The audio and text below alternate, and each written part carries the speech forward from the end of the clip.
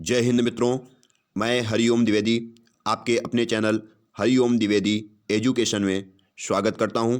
साथियों, DElEd third semester science की बहुत ही महत्वपूर्ण क्लास होने वाली है।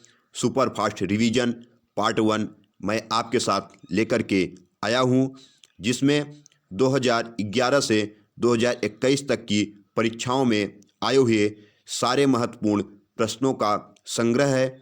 यूट्यूब पर सबसे बेस्ट क्लास होने वाली है। तो साथियों, अपने एग्ज़ाम को धुआं करने के लिए वीडियो के अंत तक ज़रूर जुड़े रहें। साथ ही साथ वीडियो को एक बार शेयर ज़रूर कर दें। तो वीडियो को स्टार्ट करते हैं।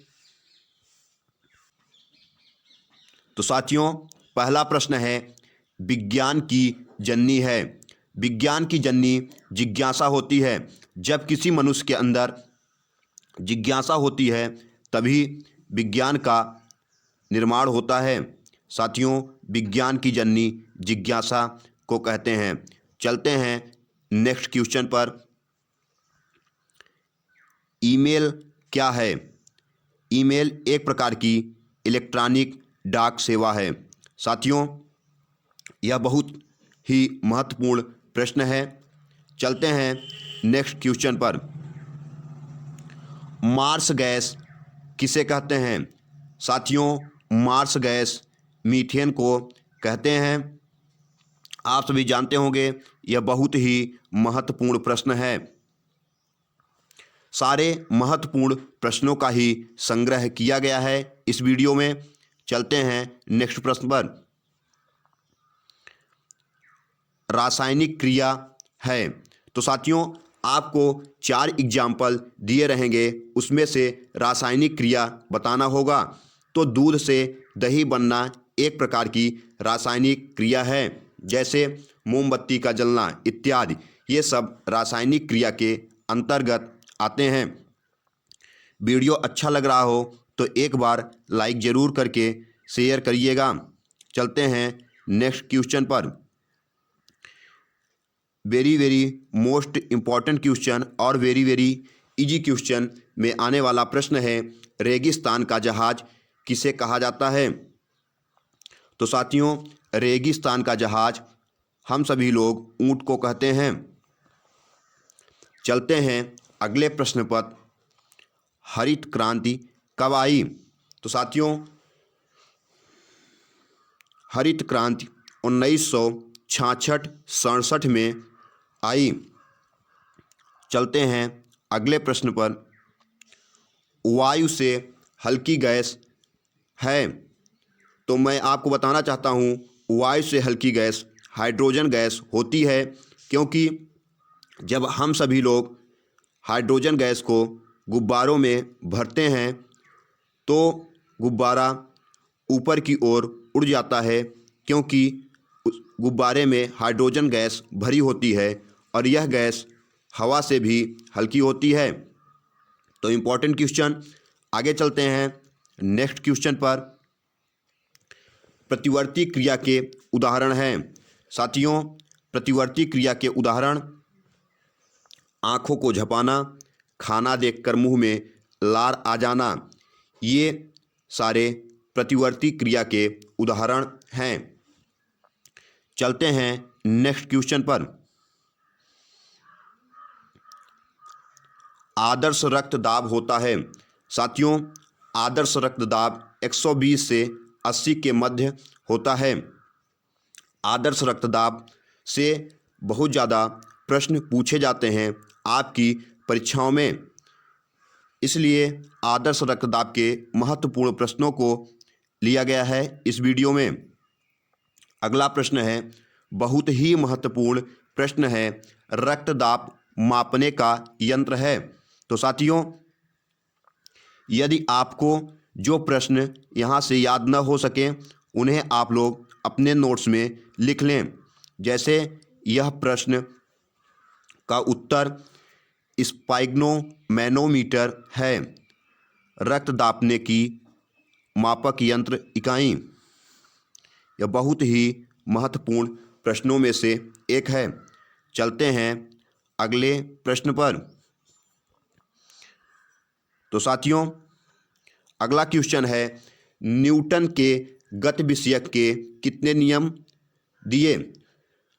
न्यूटन ने गति विषयक के 3 नियम दिए। यह बहुत ही छोटा सा प्रश्न, इम्पॉर्टेंट प्रश्न, मैंने इस वीडियो में इसको इसलिए लिया है कि आप सभी लोग न्यूटन के गति विषयक के तीनों नियम को जा कर के डिटेल्स के साथ पढ़ाई कर लें, क्योंकि यहाँ से हर बार प्रश्न पूछे जाते हैं आपकी परीक्षाओं में।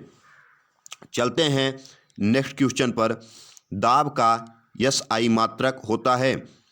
तो साथियों, दाब का SI मात्रक न्यूटन प्रति मीटर स्क्वायर होता है। यह भी बहुत ही इम्पोर्टेंट क्वेश्चन है। चलते हैं नेक्स्ट क्वेश्चन पर। तो अगला प्रश्न है, आवृत्ति का मात्रक होता है। साथियों, आवृत्ति का मात्रक हर्ट्ज होता है। आवृत्ति का मात्रक हर्ट्ज होता है। नेक्स्ट क्वेश्चन पर चलते हैं। किसी वस्तु द्वारा प्रति सेकंड किए गए कंपनों की संख्या कहलाती है। साथियों, कोई वस्तु प्रति सेकंड अर्थात प्रत्येक सेकंड में जो कंपन करता है, तो कंपन की संख्या क्या कहलाती है? आवृत्ति कहलाती है। बहुत ही इम्पोर्टेंट क्वेश्चन है। चलते हैं नेक्स्ट क्वेश्चन पर। जलवायु परिवर्तन के कारण है। साथियों, हमारी जलवायु जो परिवर्तित होती जा रही है, उसके अनेक कारण हैं, जिनमें प्रमुख कारण ये हैं, जैसे बढ़ते उद्योग, घटते वन,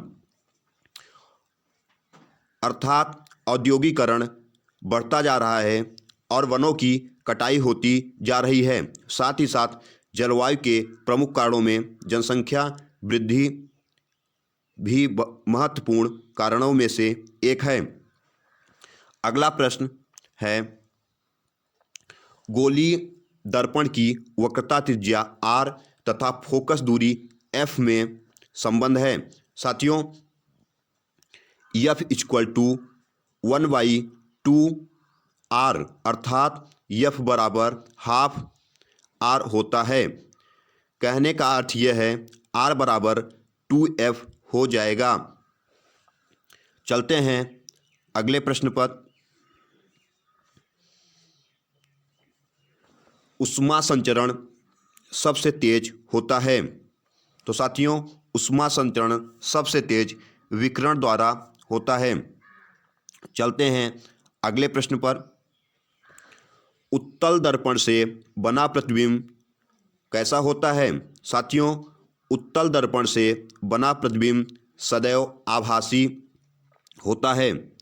आभासी मतलब आप उसका आभास कर सकते हैं, अर्थात वह प्रतिबिंब वास्तविक नहीं होता है। चलते हैं अगले प्रश्न पर। वाष्पन की गुप्त ऊष्मा का मात्रक है।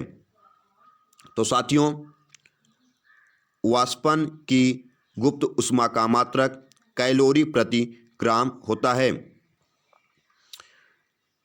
इस वीडियो का PDF आपको आपके अपने चैनल के टेलीग्राम ग्रुप में आपको प्रोवाइड कर दिया जाएगा। टेलीग्राम का लिंक इस वीडियो के डिस्क्रिप्शन बॉक्स में आपको मिल जाएगा। तो साथियों, वीडियो अच्छा लग रहा हो तो एक बार अपने साथी तक ज़रूर शेयर करें, जिससे हम भी नेक्स्ट वीडियो बनाने के लिए मोटिवेट हो सकें और आपका अगला पार्ट ऑब्जेक्टिव टाइप के महत्वपूर्ण प्रश्नों का होगा। उसके बाद आपकी मैथ की क्लास चलाने की पूरी संभावना बनाई जा रही है। चलते हैं नेक्स्ट क्वेश्चन पर। पानी की विशिष्ट ऊष्मा होती है। तो साथियों, पानी की विशिष्ट ऊष्मा जो होती है वह अधिकतम होती है। आपको 4 ऑप्शन में ऐसे क्वेश्चन आएंगे, अधिकतम, न्यूनतम, सामान्य। तो आपको अधिकतम ऑप्शन लगा करके आना है। चलते हैं नेक्स्ट क्वेश्चन पर। हृदय से पूरे शरीर में रक्त की आपूर्ति करता है। साथियों, हृदय से पूरे शरीर में रक्त की आपूर्ति धमनियाँ करती हैं। इम्पॉर्टेंट क्वेश्चन, यह बहुत ही मोस्ट इम्पॉर्टेंट क्वेश्चन है। चलते हैं नेक्स्ट क्वेश्चन पर। सूर्य के प्रकाश की ऊर्जा पृथ्वी तक पहुंचती है। तो साथियों, सूर्य के प्रकाश की ऊर्जा पृथ्वी तक विकिरण के माध्यम से पहुंचती है। विकिरण के द्वारा ही सूर्य की ऊर्जा पृथ्वी तक पहुंच पाती है। चलते हैं नेक्स्ट क्वेश्चन पर। अगला प्रश्न है, कच्चे फलों को पकाने में सहायक है। तो साथियों, कच्चे फलों को पकाने में एथिलीन सहायक होता है। चलते हैं नेक्स्ट क्वेश्चन पर।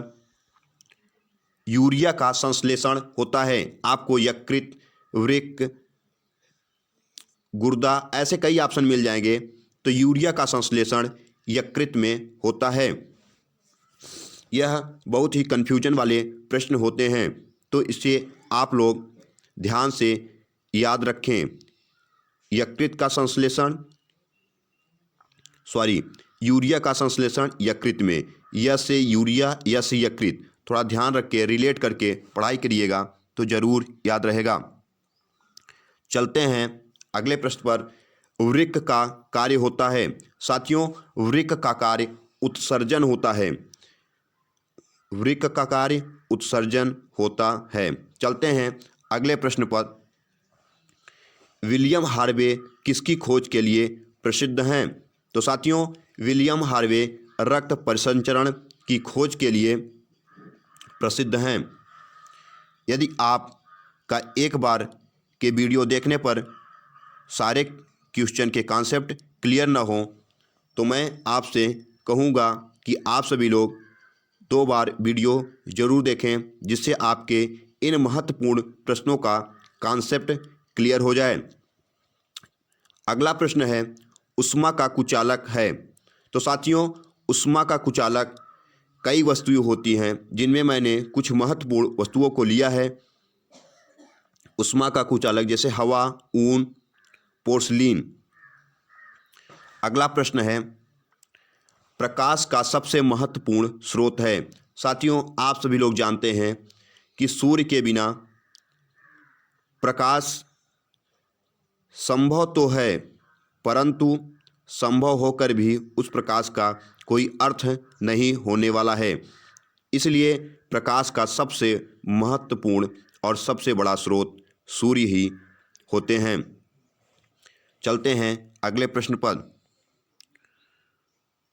ऊष्मा संचरण की कितनी विधियों द्वारा होता है? ऊष्मा का संचरण कितनी विधियों द्वारा होता है? तो साथियों, ऊष्मा का संचरण 3 विधियों द्वारा होता है। अगला प्रश्न है, ऊष्मा के सुचालक हैं। तो ऊष्मा के कुछ महत्वपूर्ण सुचालक हमने आपको बताने के लिए कलेक्ट किए हैं। तो जैसे लोहा, तांबा, एल्युमिनियम, यह ऊष्मा के सुचालक होते हैं। अगला प्रश्न है, चना या मटर की जड़ों की गांठों में पाया जाने वाला जीवाणु है। टाइपिंग मिस्टेक है, गांठों लिखा है। तो साथियों, इस प्रश्न का आंसर होगा राइजोबियम। चना या मटर की जड़ों की गांठों में पाया जाने वाला जो जीवाणु होता है वह राइजोबियम होता है। यह महत्वपूर्ण प्रश्न है। चलते हैं अगले प्रश्न पर।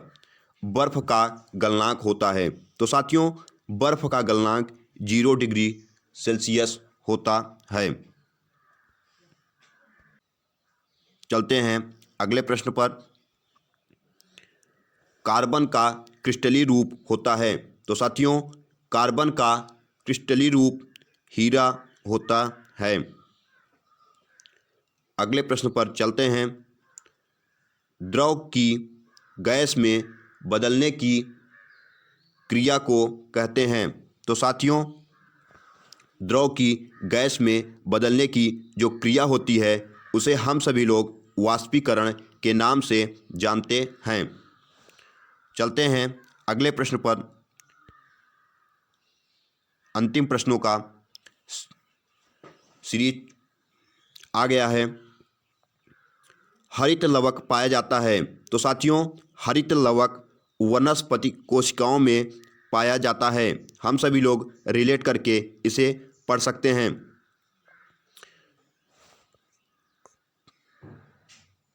अंतिम प्रश्न है, टेलीफोन का आविष्कार किया था? साथियों, टेलीफोन का आविष्कार ग्राहम बेल ने किया था। जैसे जब फ़ोन आता है तो एक बेल ज़रूर बजती है। आप लोग इसे रिलेट करके पढ़ सकते हैं, टेलीफोन ग्राहम बेल। तो साथियों, यह वीडियो कैसा लगा कमेंट बॉक्स में ज़रूर बताइएगा और अपने साथियों तक ज़रूर शेयर कीजिएगा। यदि आप चैनल पर नए हैं तो सब्सक्राइब करके रखिएगा। मिलते हैं नेक्स्ट वीडियो में। जय हिंद।